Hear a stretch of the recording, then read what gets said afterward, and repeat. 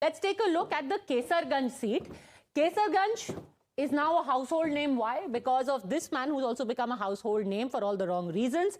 Brijbhushan Sharan Singh, the former chief of the Wrestling Federation, has now been ousted, is likely to be ousted from his Lok Sabha seat as well. But who is his replacement?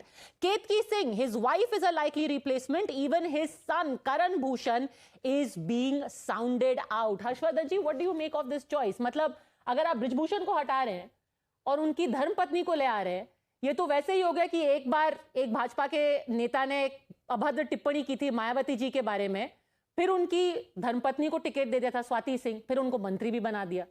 Does this fly with the voters?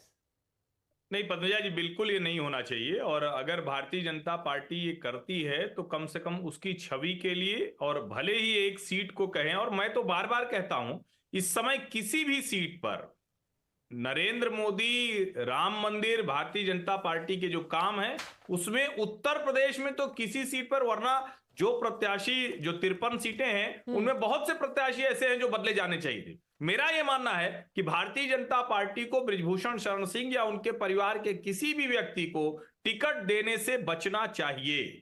और ये जिसको कहते हैं ना, कई बार आप perception के लिए भी कई चीजें करते हैं, लेकिन कई चीजें परसेप्शन के साथ साथ पार्टी की पूरी छवि को तय भी करती हैं. बृजभूषण शरण सिंह आज वहीं पर खड़े हैं. केतकी सिंह पहले भी एक बार लड़ चुकी हैं जब बृजभूषण शरण सिंह जेल में थे, और चूंकि वहां ताकतवर माने जाते हैं, उनकी अपनी सीट पर उनका बहुत प्रभाव है. लेकिन वो जो उनका है ना, मेरा टिकट कौन काटेगा बताओ, पत्रकारों से जिस अंदाज में वो सवाल करते हैं, उसके बाद मुझे लगता है कि अगर ये टिकट देंगे तो ये बड़ा विचित्र सा होगा. And because it's not just about Brijbhushan Sharan Singh, Sanju Verma.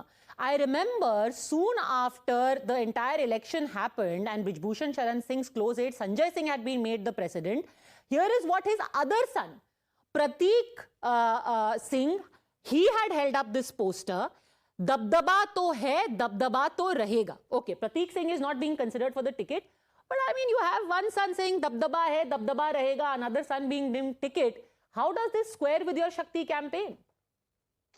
सो पद्मजा जी, मैं हर्षवर्धन जी की बात से मेल खाती हूँ. बीजेपी में टैलेंट की कमी नहीं है, और सशक्त करने वाले जो प्रत्याशी हैं, पार्टी को और सशक्त करने वाले जो प्रत्याशी हैं, उनकी कमी नहीं है.